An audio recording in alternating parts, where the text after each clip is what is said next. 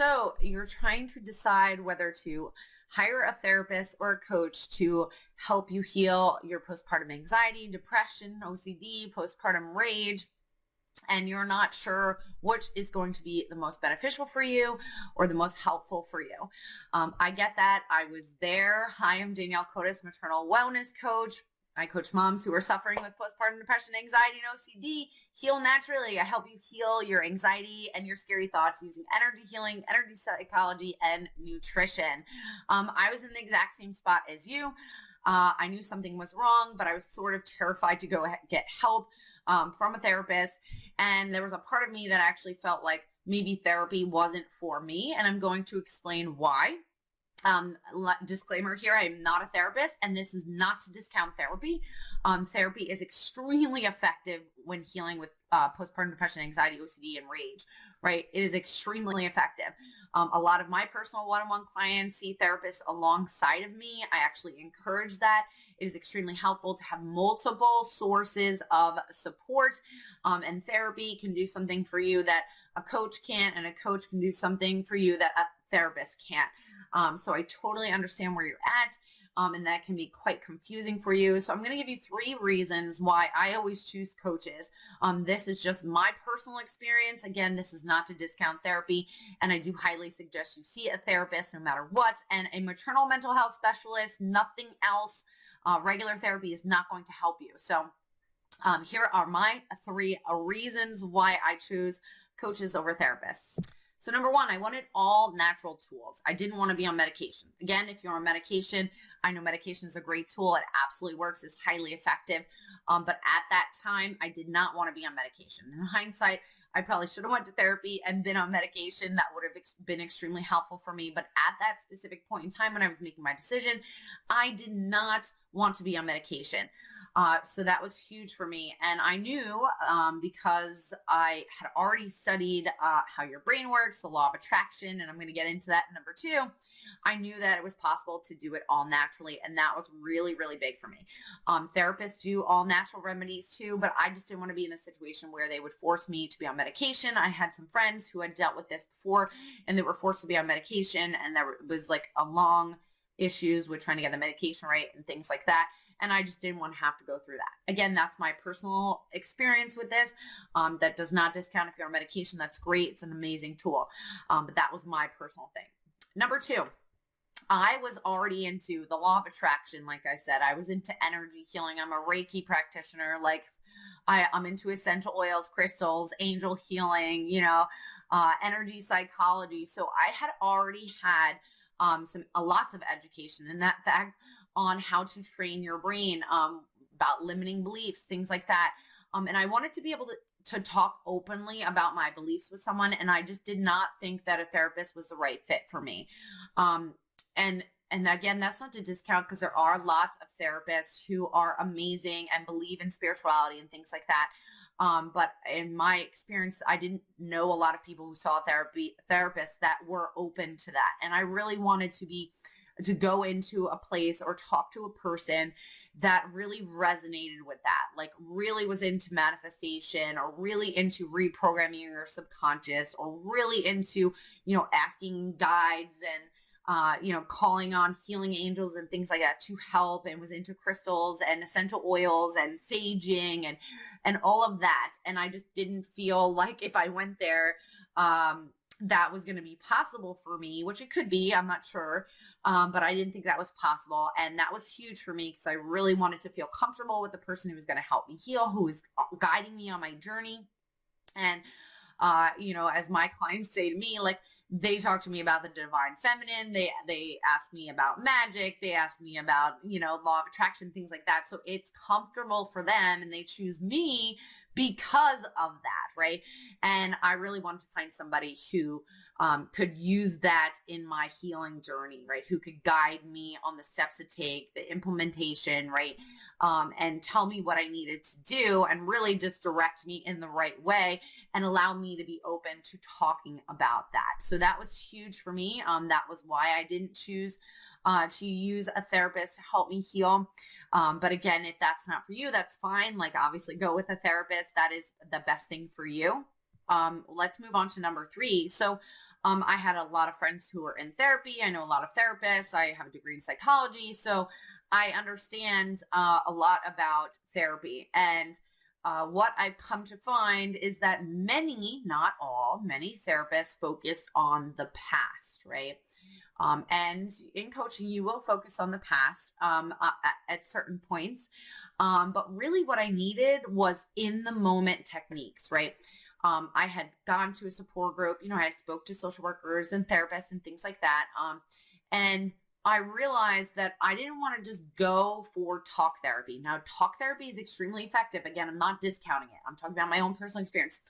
But I felt like I talked about it enough, right? I told my story enough times. I told people how miserable I was, my scary thoughts, my anger, my depression, everything. I talked enough. I needed tools, like freaking things to do when I was having a panic attack, when I was having a rage attack, when I was having a breakdown, an emotional breakdown. Like, what could I do in the moment? I needed tools in the moment. Now, a lot of therapists do give tools, but I know from personal experience that coaches specifically give you tools to do in the moment. And not only that, but I needed preventative tools as well, right? So tools to prevent me, like I talked about in the postpartum rage video, to prevent that buildup, right?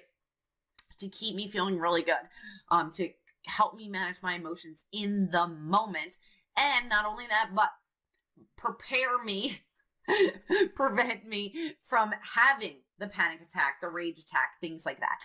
And many therapists can do that. But in my experience, a lot of coaches focus on in the moment techniques. And not only do they do that, but they also focus more on getting you where you want to go fast. Okay. So they're like, let's find the easiest, the path of least resistance way to get you where you want to go fast. Now, what did I want, right? I wanted to feel happier. I wanted to have positive thoughts. I wanted to feel calm and peaceful. I wanted to be present with my son. I wanted to not yell, but if I use that in a proper term, is that I wanted to respond with ease and understanding to stressful situations, right? I wanted to have thoughts of gratitude. I wanted to find myself again. I wanted to have zest for life. I wanted to find the joy in motherhood, right? I wanted to feel like a good mom. And those were my goals, right? And I just felt like when anybody I talked to that was in therapy for this, or the social workers I talked to, they talk a lot about talk therapy, right? And then they also have this idea that it's kind of like they sort of like leave you, like they cut you open, you're bleeding, you're crying, you're sharing your story, and then they kind of just like leave you there. Right. And I really wanted to heal and be sewn back up, right? I wanted someone to guide me on this journey, and not only guide me, but they knew my goals. They knew the fastest way to get there. They knew how to teach me techniques in the moment. And they knew that if I were to, let's say, talk about a situation, they knew how to heal me energetically or teach me how to heal myself, so that if I did open up about my past, right, about my childhood, or if I opened up about limiting beliefs or things that happened, right, that they could sew me back up, right? And not only sew me back up, but heal the wound that was there to begin with. And that was huge for me. And that's why I chose coaching, right? And that's why I still choose coaching. It's not that I haven't seen therapists and haven't been with therapists, but I continually choose coaching because that's what resonates with me, right? And you may be watching this video as a therapist, or you may be watching it and thinking you're crazy, right? So then therapy is for you, right? Or you may be resonating with both sides. And like some of my clients, they have a therapist with them and then they see me too. Or you might be like, yeah, girl, coaching is for me. I'm all about the energy healings, energy psychology, all naturals, herbs, plants, crystals, you might be that. So then that's your next step, right? So hopefully this video helped you to see what is best for you and your healing journey and how you can heal and what's beneficial for you. Now, you can always try both, right? Nothing is forever. You can go to therapy and be like, this is great. I have plenty of clients who go to therapy for years and realize that it's not doing anything for them. Then they come work with me for 6 months and they heal what they haven't been able to heal their entire lives in 6 months. So it just depends on your personal preference, right? What you enjoy. You can stay in therapy for years. You can stay in coaching for years. You can blend the two. It really doesn't matter. All that matters is you get the help that you want, that you resonate with, that feels good for you, and you find a person who makes you feel good, because you are a good mom. At the end of the day, no matter what you're feeling or what you did or what you're doing, you are an amazing mom, and you're going to continue to grow, and you're going to continue to make mistakes. But what happens is, as you grow and as you make mistakes, you'll start to see the lightness of everything, okay? You will start to feel like a good mom. All moms make mistakes, right? At the end of the day, you're an amazing mom, and you deserve somebody who's going to make you feel that way, right? Make you feel like there's hope. There's hope for you, and show you that there's hope, and show you the results that you're looking for. That's what matters. A last little tidbit. If you start with a coach or a therapist and you're not feeling 25% better than you are right now in 3 months, you need to change, okay? This is my rule of thumb. You need to be feeling at least 25% better in 3 months, 50% better in 6, 75 in 9, and 100% in a year, okay? If you are not seeing those results, you need to do something different, okay? You need to find different help. You need to get more help, whatever it is. You need to switch it up. So give yourself 12 weeks with somebody, and if it's not good enough, then you need to find somebody else, okay? If you're not seeing the results that you want, then you got to try something else, okay? If this video was helpful for you, please give me a big thumbs up. Don't forget to hit that subscribe button and the bell for notifications when I upload new videos for you. I am sending you so much light and love as always. You're an amazing mom. You're doing an amazing job. Keep it up. You just need a little bit of support. Love you. Until next time.